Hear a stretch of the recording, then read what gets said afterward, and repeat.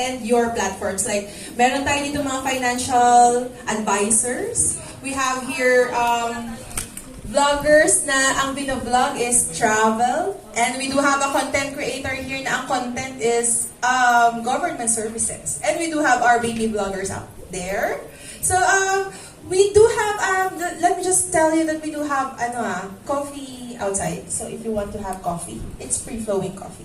So, okay. So, to continue, we will be having the discussion proper. So may we call on Mr. Mon Acoba to discuss the overview of the Republic Act 11223 or the Universal Healthcare Law.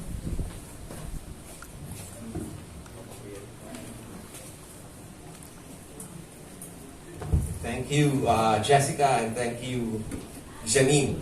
Okay, Double J. Okay,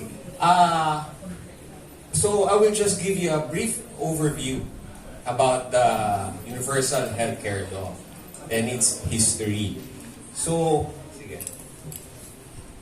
It all started, sige, next slide. So, yan po, yung PhilHealth, Universal Healthcare. Kasi kasama po tayo lahat dyan, By the name itself, it explains na, it speaks for itself, na kailangan, lahat po tayo, as long as you're a Filipino, dapat kasama po tayo dito sa programang National Health Insurance Program. So, to give you an idea muna about PhilHealth. The Universal Healthcare Law kasi, lahat po tayo kasama dyan. Of course, pinamumunuan yan ng national government natin. Then, nandyan po yung ating Department of Health. Nandyan din po yung pondo, yung Department of Budget and Management. Nandyan din po yung mga kasama po sa syntax, kasama rin po natin dyan yung PCSO, kasama rin po natin yung PAGCOR. So, lahat po tayo kasama rito. Kasi pag pinag-usapan natin when it comes to universal healthcare, nasa isip lang po lagi natin is about PhilHealth. Kami pong PhilHealth is the implementing arm. We are tasked to execute the National Health Insurance Program. So, yan po ang atin, We administer the National Health Insurance Program. Yung mandate po natin is very simple. Yung sinabi kanina ni VP Bernadette Lico, yung ating vision is bawat miyembro, bawat Filipino miyembro, bawat miyembro protektado. Kalusugan natin lahat dapat sigurado. And yung konsepto po natin is social solidarity. Nasa tayo, democratic na bansa, na setup na bansa. Subalit when it comes to PhilHealth, social solidarity po tayo. And it is also based on social justice. Pinakamagandang explanation po what is social justice yung sinabi po ni former President Ramon Magsaysay, those who have less in life should have more in law. So dito po sa National Health Insurance Program, we prioritize po yung mga less fortunate na mga kababayan po natin. Okay, next. Okay, so I'm pretty sure that you are very aware of the Medicare program during the time of the former President Marcos, yung Medicare Act po niya. Subalit dun sa Medicare Act, not all Filipinos ay covered po sa Medicare Act. So tumagal din po, mga almost 2 decades bago po naisip na baguhin po yung ating health program, So by 1995, the Republic Act 7875 was passed. So this is known as the National Health Insurance Program. Kilala rin siya bilang Medicare para sa masa. But during that time, kasama na nga po tayo, kumbaga, the Medicare nag-evolve din. Parang mga vloggers, nag-evolve po yung Medicare, naging PhilHealth po siya, the National Health Insurance Program. Pero dito po, kasama po tayo lahat dito at that time. Subalit merong mga programa or mga benepisyo na hindi pa nabibigay po sa mga paying members natin. Particularly yung ating mga employed members natin and mga self-practicing professionals natin, also known as the self-employed members po natin. binigyan po ng prioridad yung ating mga indigent members, yung mga mahihirap natin ng mga kababayan. At sila po yung nabigyan ng primary care benefit package during those times, no? Doon under the Republic Act 7875. Doon po sa amendments ng Republic Act 9241 and Republic Act 10606, in-amend lang po yung 7875, dinagdagan po ng mga provisions tulad po ng mga, kumbaga binigyan po ng ngipin, no? Yung National Health Insurance Program para po medyo matakot yung ating mga stakeholders na gumagawa po ng fraud, no, yung mga fraudulent acts, and para naman po sumunod yung ating mga employers na hindi po naguhulog ng premium contribution ng tama sa kanilang mga employees. So yun po yung ginawa sa 10606 and sa Republic Act 9241. In fact, naglagay lang po tayo ng mga penal clauses po doon. Subalit, naisip pa rin po natin, no, na kulang pa rin ho yung ating naisip po actually ng ating mga mambabatas. Tandaan po natin yung mga mambabatas po natin gumagawa ng Republic Act, no? Naisip po ng ating mga mambabatas na dapat meron po tayong wider coverage, no? Pagdating po sa National Health Insurance Program. So pinasa po ngayon yung Universal Healthcare Act. Ito po yung mas kilalang Universal Healthcare Coverage na po natin or the Universal Healthcare Law. So let's go to the Universal Healthcare Law. So it is known as the Republic Act 11-2223, no? And it was signed into law noong February 20, 2019, and in accordance po sa batas, maglalabas po tayo ng implementing rules and regulations, no? Then it has to be published sa newspaper of general circulation, then it will take effect, no? And it took effect noong November 2019. So ito po, Universal Healthcare Act. So basahin ko lang yung objective, no? To progressively realize universal healthcare through systematic approach and clear role delineation of key agencies and stakeholders. Progressively. Okay? So, dahan-dahan lang po tayo. Actually, bagong bata pa lang si Universal Healthcare. So, nasa baby steps pa po tayo. Nag-uumpisa pa lang again po tayo, no, when it comes to sa ating pagpapalaganap sa Universal Healthcare. And nilinaw din po roon na dapat may clear role delineation of key agencies. Dapat alam po ng bawat ahensya, no, ng PhilHealth kung ano po yung role ni PhilHealth compared sa role po ng Department of Health. Kasi may notion po na that PhilHealth is an attached agency, no, of the Department of Health. However, we have to clarify that PhilHealth was created by a law, which is the Republic Act 7875, then later on, nandiyan na po si Republic Act 11223. So we are a government-owned and controlled corporation, or GOCC po. So one of the objectives also is to ensure equitable access to quality and affordable healthcare and protection against financial risk. Okay? So, of course, we all know na when it comes to sickness or illnesses, pag na-hospitalize po tayo, nandun talaga yung massive na hospital bill. And that's what we want to protect, no, the Filipinos from, yung financial hardship or yung financial burden.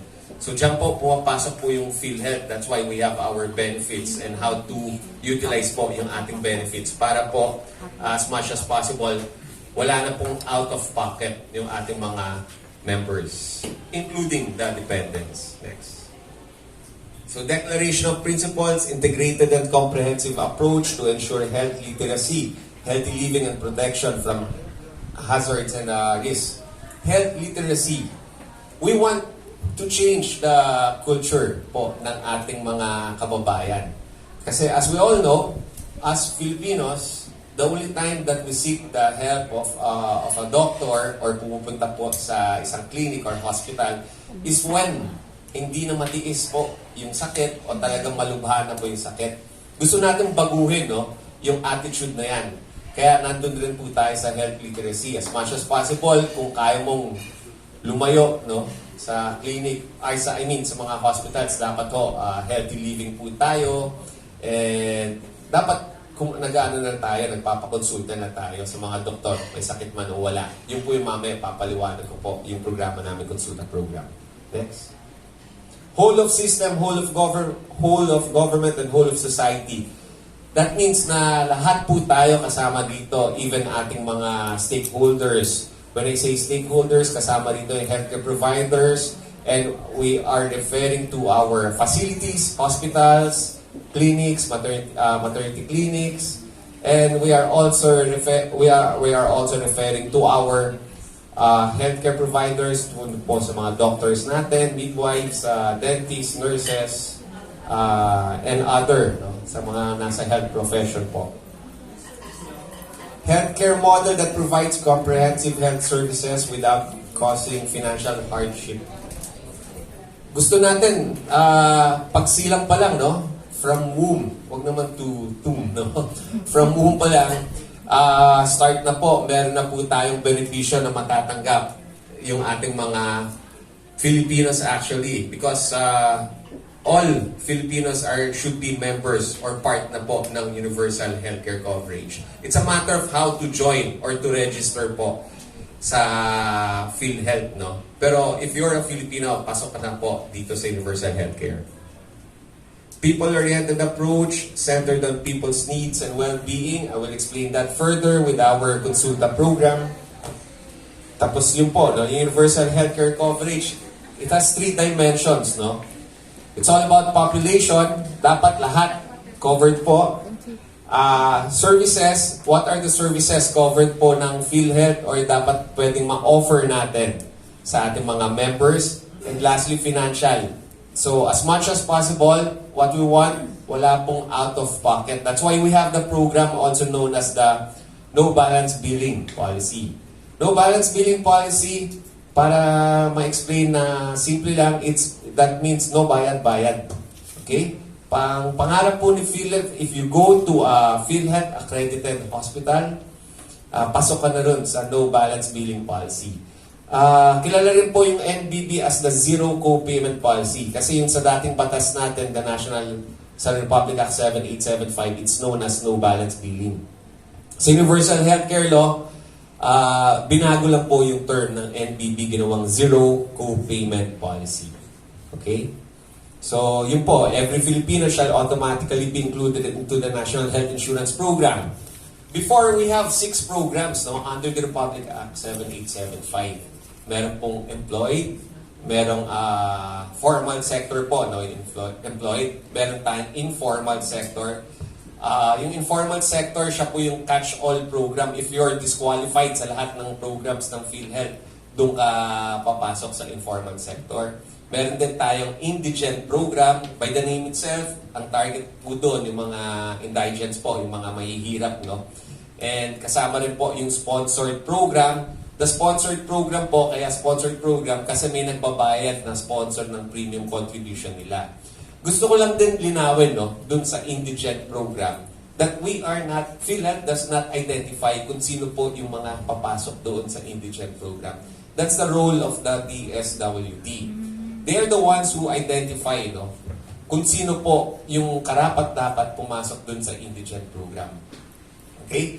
So, syempre, dadaan sila sa assessment. Titignan kung sila ay tunay na indigent o mahirap po. Meron pong sariling assessment na paraan po yung ating DSWD. On the part of PhilHealth, once na nakuha nila yung list of names of the nakuha po nila yung pangalan ng mga indigents, no? Sila po yung sinasama sa, kung are you familiar with the 4Ps, yung Pantawid Pamilya Pilipino program. Actually, dapat 5Ps yan. Kasi pagpasok sila sa 4Ps, matik yan. Pasok na sila sa PhilHealth. Bibigay yung listahan ngayon sa PhilHealth. So, on the part of PhilHealth, ministerial po yung trabaho namin. We will just generate the ID. And of course, before we would distribute the ID, we need to give them the proper orientation tulad po ng ginagawa natin, no? On how to avail of the PhilHealth benefits. And what are the benefits of PhilHealth na binibigay natin sa ating mga indigent members? So the indigent and sponsored, actually they're the same. Pareho po silang mga libre na nakakatanggap ng PhilHealth cards. Wala silang binabayaran na premium. pero ito ay tunay na binabayaran ng ating gobyerno. Ang question kung sinong gobyerno, is it the national government or the local government? The sponsored program, local government. The indigent program, the national government. Why? Bakit ganon? Para mawala yung political color. Kasi paminsan, the local government, kung hindi ka kay mayor, hindi ka kasama dun sa sponsored program. So, nandiyan po yung indigent program. Of course, our elderlies, yung mga senior citizens natin, 60 years old or above, they're automatic members na po ng PhilHealth. Not only by virtue of this law, the Universal Healthcare, but also by virtue of the Enhanced Senior Citizens Act. Sinasabi doon na dapat lahat ng senior citizens ng mga Filipino senior citizens ay kasama na po sa Universal Healthcare. Tapos na-reinforce pa ho ni Universal Healthcare Law. Okay. So dito sa Universal Healthcare, kung makikita niyo po, no? Preventive, actually dapat nauna. Promotive, kasi syempre, dapat ini-inform. Yun po yung health literacy na sinasabi natin. Preventive, yun po yung konsulta program natin.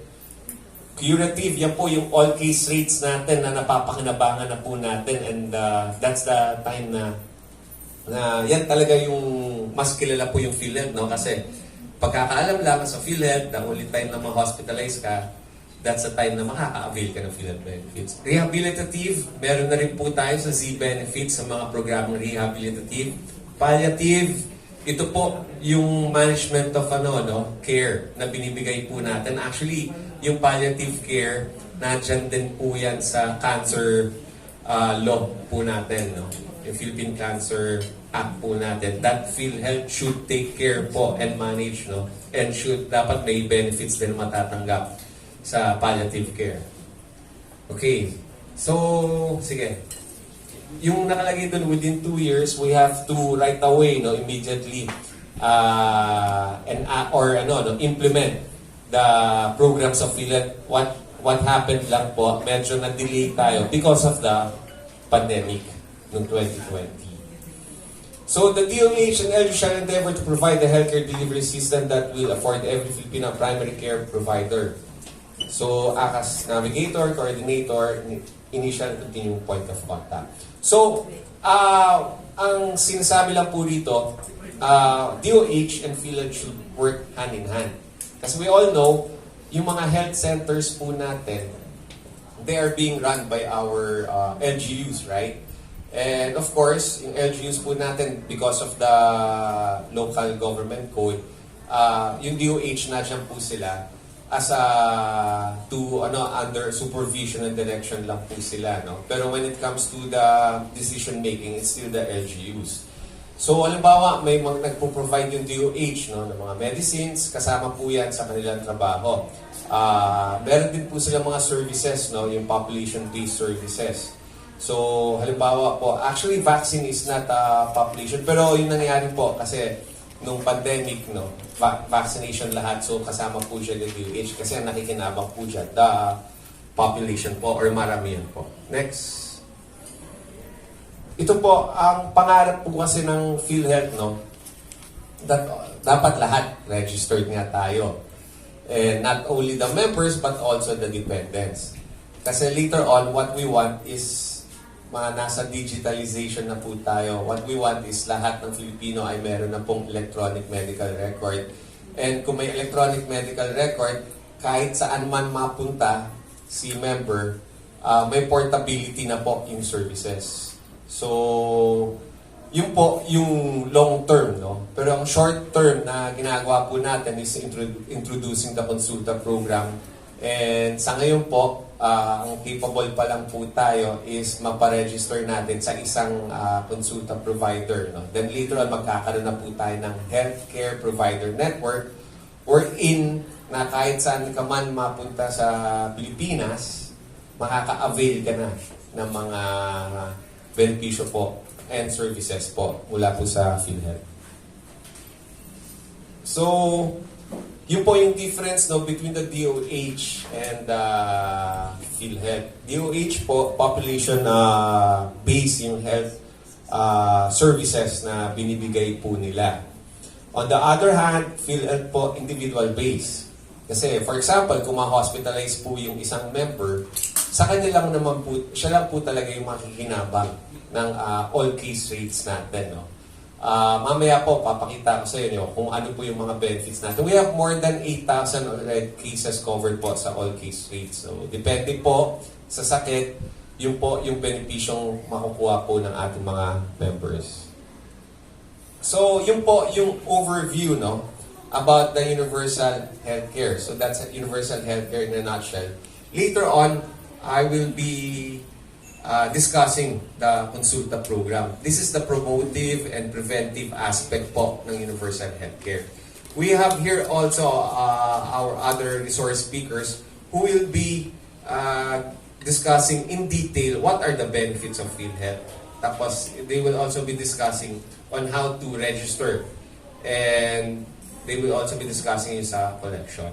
So, buong araw po tayo dito. Pero we will be ending naman by before 5. So, we are just here. If you have any more questions, mamaya meron tayong open forum. So, that's my part for now. So, thank you very much po for listening.